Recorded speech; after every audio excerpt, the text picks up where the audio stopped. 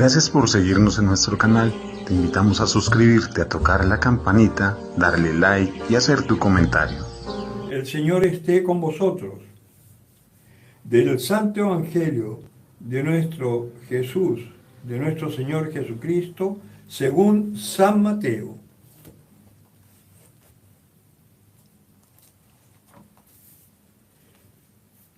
Jesús nació en Belén de Judea en tiempos del rey Herodes.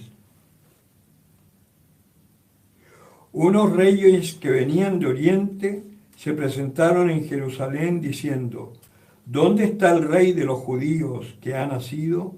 Pues vimos su estrella en el oriente y hemos venido a adorarle. En oyéndolo, el rey Herodes se sobresaltó y con él toda Jerusalén.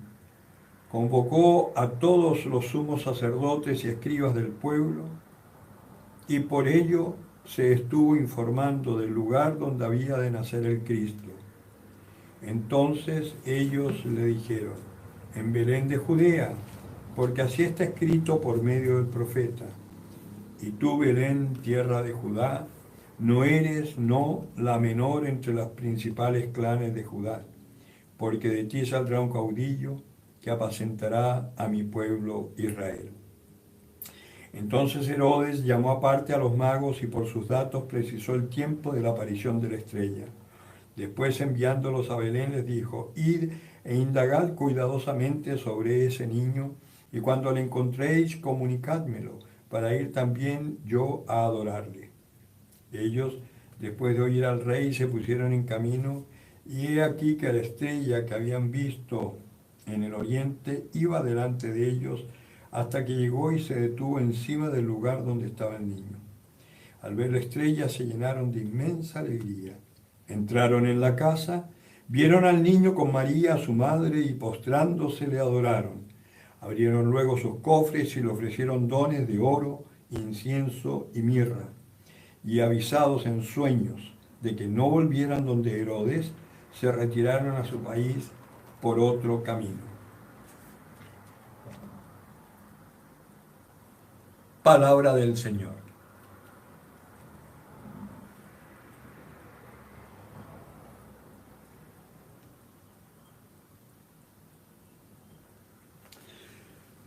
Bien,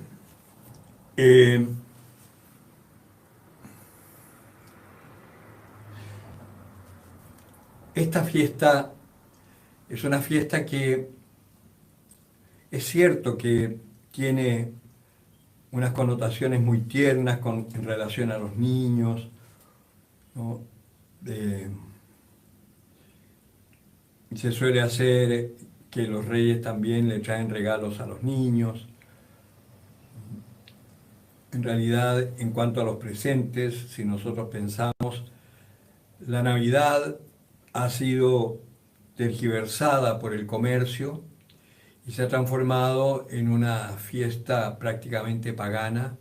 Pocas casas tienen el nacimiento, muchas menos familias celebran la Eucaristía ese día, sino que están más bien preocupados de la cena navideña, de los regalos y de la llegada del viejito Pascuero. Que el viejito Pascuero, Papá Noel, antiguamente se lo llamaba Saint Nicholas, San Nicolás. Y se lo llamaba San Nicolás porque era un obispo ruso, Nicolás, que para el 25, para el 24 en la noche, él durante todo el tiempo del Adviento, él recibía juguetes, ¿no?, para los niños más pobres, y en la noche de Navidad salía en su trineo tirado con sus renos, estamos hablando de Rusia, nieve, frío tremendo, y salía a repartir estos juguetes. Y como obispo iba vestido de rojo, ¿no? Y de ahí es que viene toda esta imagen de San Nicolás, de Santa Claus, Saint Niklaus, y después queda en Saint Claus y después en Noel, Papá Noel. Se va distorsionando la tradición, ¿no? Y terminamos con este gordito que le hace publicidad a la Coca-Cola, ¿no? Pues bien, Se ha tergiversado mucho la Navidad y no pensamos bien lo que realmente esta fecha significa. Hoy por hoy que todo el mundo quiere ser muy científico, dicen sí, pero es que no nació el 25. Efectivamente, no nació el 25, pero si nació el 25, si nació 7 años antes o 7 años después, da lo mismo. No es eso lo que importa. Lo que importa es que la Iglesia, intentando cristianizar, sin romper mucho las tradiciones paganas, ¿no? Fue poniendo celebraciones similares en aquellas fechas paganas importantes que había. Entonces, precisamente en esta fecha del 24-25, que ahora tampoco es tan así porque se ha corrido un poco con el eje de la Tierra, en fin, se ha corrido, era la fiesta de la luz, el solsticio de verano, ¿no? Entonces, Cristo, que es nuestra luz, una nueva luz ha nacido. La Escritura hablaba de esta luz, de este pueblo que yacía en las tinieblas, lo que hemos proclamado hoy en Isaías. Ha visto una gran luz, ¿no? Sobre los que vivían en tierra tenebrosa, una gran luz ha brillado. Entonces, claro, tomando esa palabra, se puso esta fiesta del nacimiento de Cristo sobre esta fiesta pagana del solsticio de verano de la luz, ¿no? Entonces, por lo tanto, lo que importa es la luz. No importa si es el 24 en la noche, si es el 25, porque por lo demás, si nos atenemos a las fiestas paganas que se reemplazaron, tendríamos que estar corriéndolo todo, porque se ha corrido todo por el cambio de eje. Entonces la primavera no es en las fechas que estaban establecidas antes, la primavera se adelanta, el verano se adelanta, el invierno se adelanta, etcétera, ¿no? Entonces, lo importante es lo que celebramos. Y lo que celebramos es que sobre el pueblo que caminaba en las tinieblas, sobre todos los hombres que andan perdidos, engañados por cosas materiales, preocupados solamente del humano, habiendo perdido la trascendencia de su ser, ha brillado una gran luz. Y estos magos que llamamos nosotros, que nosotros llamamos mago a todo lo que no entendemos, lo llamamos magia, pero estos eran sabios orientales, reyes sabios.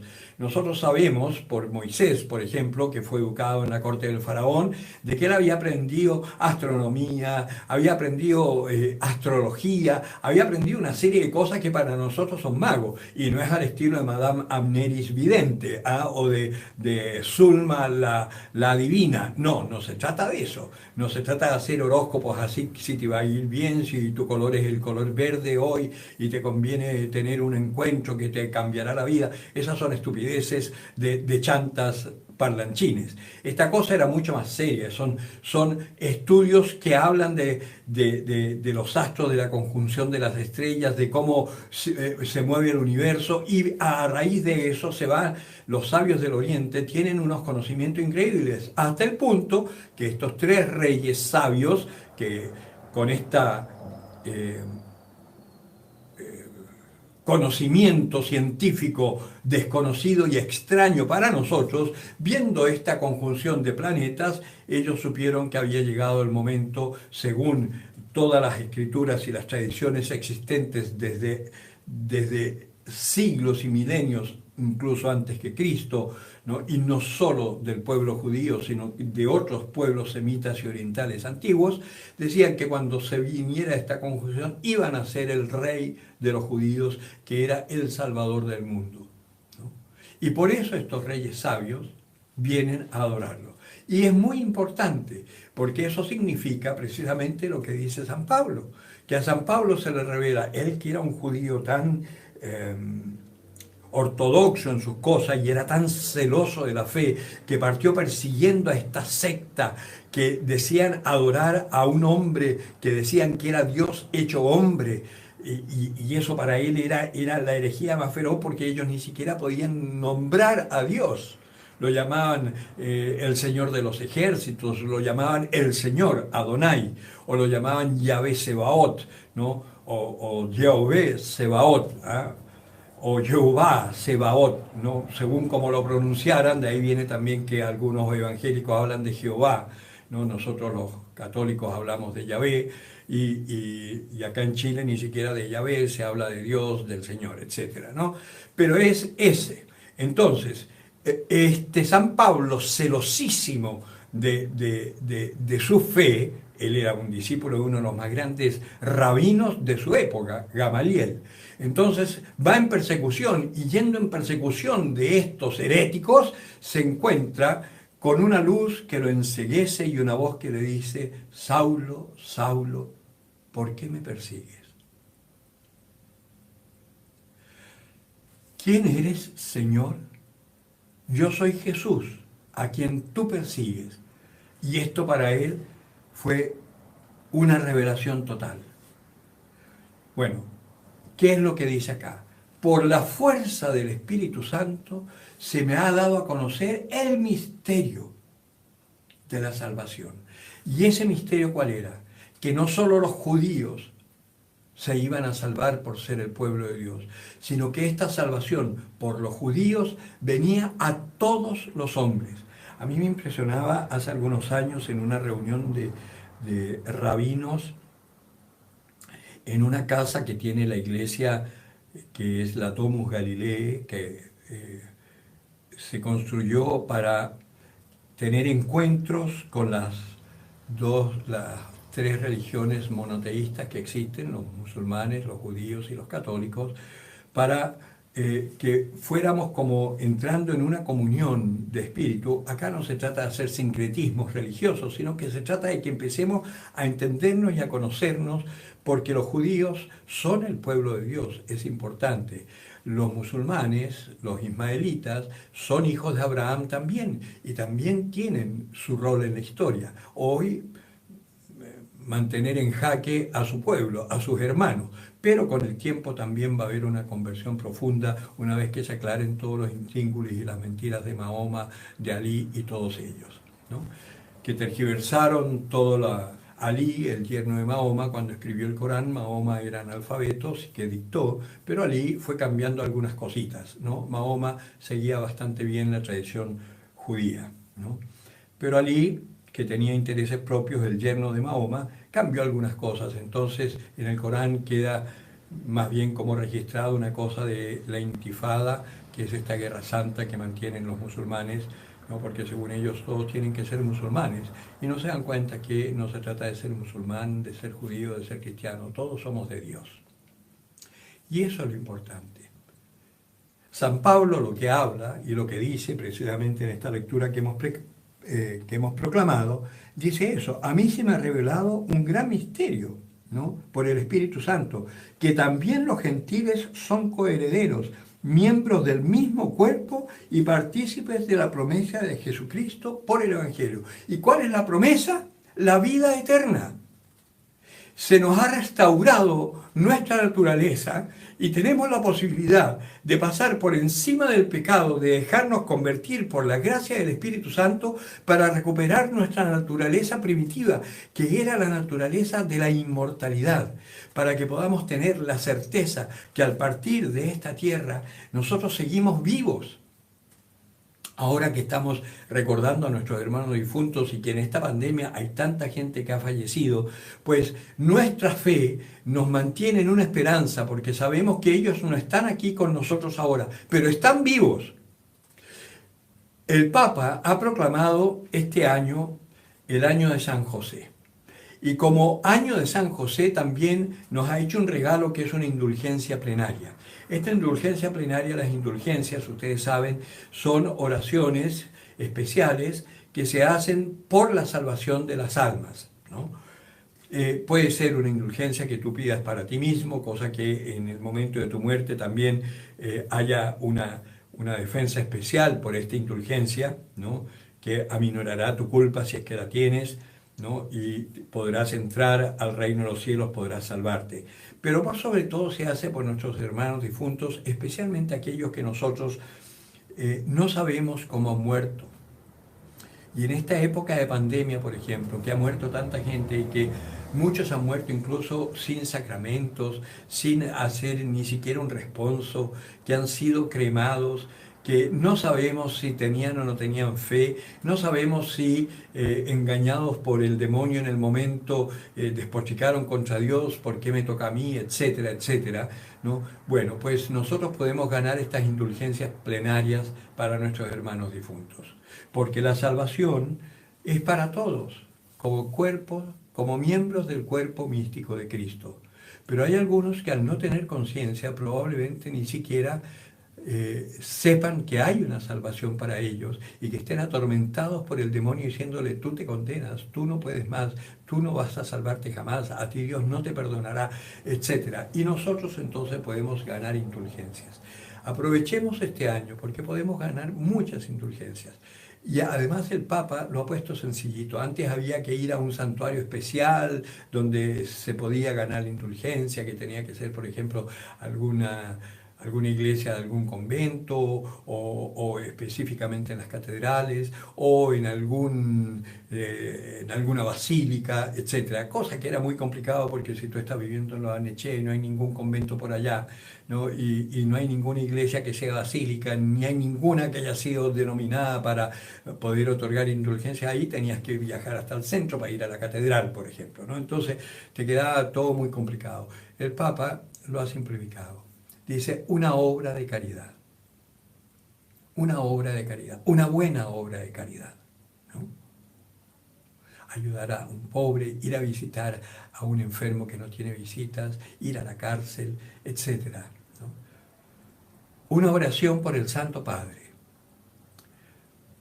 A San José pedirle la gracia por la persona que se necesita, confesarse, asistir a misa y comulgar. La confesión hoy está bien complicada, ¿no? Pero tú puedes hacer un profundo examen de conciencia y a la primera oportunidad que tengas de ir a la parroquia, a tu parroquia, le pides al Padre: por favor, confiéseme, que quiero ganar una indulgencia.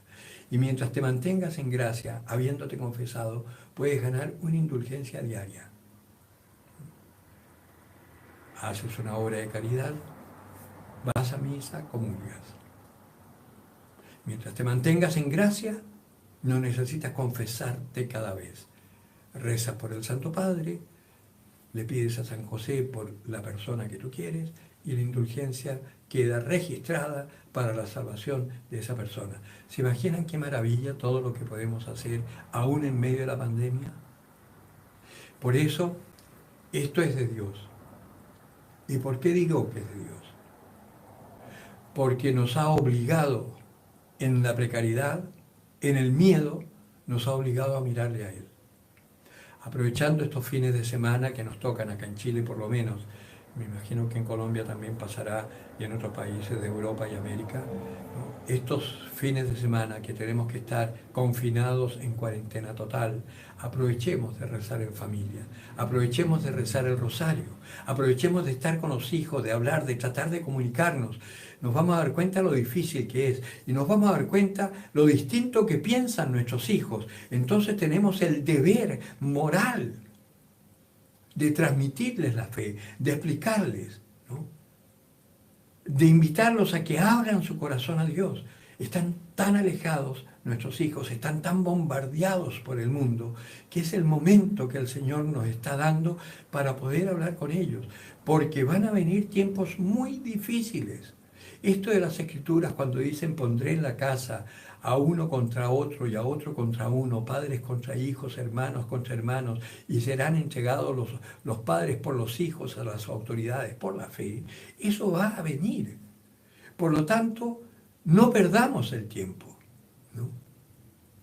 Aprovechemos este tiempo, recemos por la conversión de nuestros hijos, recemos por nuestra propia conversión, recemos porque podamos vivir como cristianos, que el Señor con su gracia nos puede dar ese poder, ese mismo poder que tuvo la iglesia primitiva, ¿no? Que fueron capaces incluso de dar la vida por su fe. Y gracias a ese sacrificio maravilloso, porque sabían además que no morían, ¿no?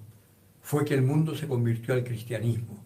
Hoy que estamos en un retroceso y vamos derecho al paganismo y con toda seguridad aparecerá un falso Mesías, ya que también hubo una estrella de Belén que hacía 800 años que no se veía, ¿no? Esta conjunción de los planetas.